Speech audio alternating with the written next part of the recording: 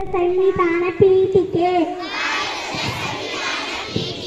ಭಾರತದ ಜನತೆಯಾದ ನಾವು ಭಾರತವನ್ನು ಸಾರ್ವಭೌಮ ಸಮಾಜವಾದಿ ಧರ್ಮನಿರಪೇಕ್ಷ ಪ್ರಜಾಸತ್ತಾತ್ಮಕ ಗಣರಾಜ್ಯವಾಗಿ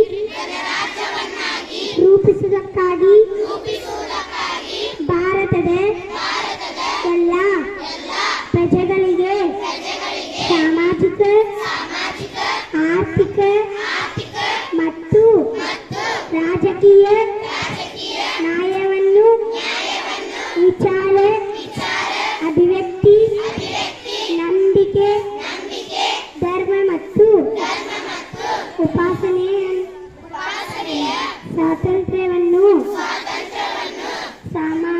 ಸ್ಥಾನಮಾನ ಮತ್ತು ಅವಕಾಶಗಳು ಸಮಾನತೆಯನ್ನು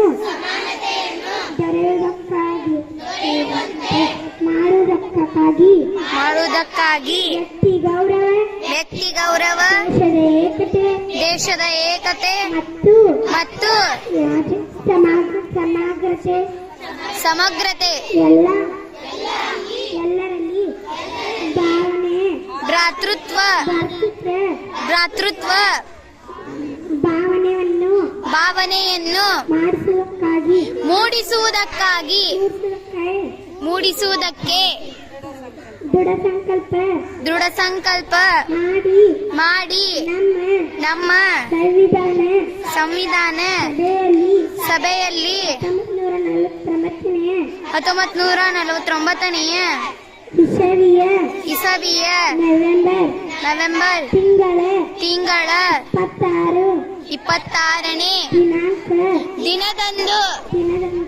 ದಿನದಂದು ಈ ಸಂವಿಧಾನವನ್ನು ನಮಗೆ ನಾವೇ ಅರ್ಪಿಸಿಕೊಂಡು ಅಂಗೀಕರಿಸಿ ಶಾಸನವಾಗಿ ವಿಧಿಸಿಕೊಂಡಿದ್ದೇವೆ. ಜೈ ಹಿಂದ್.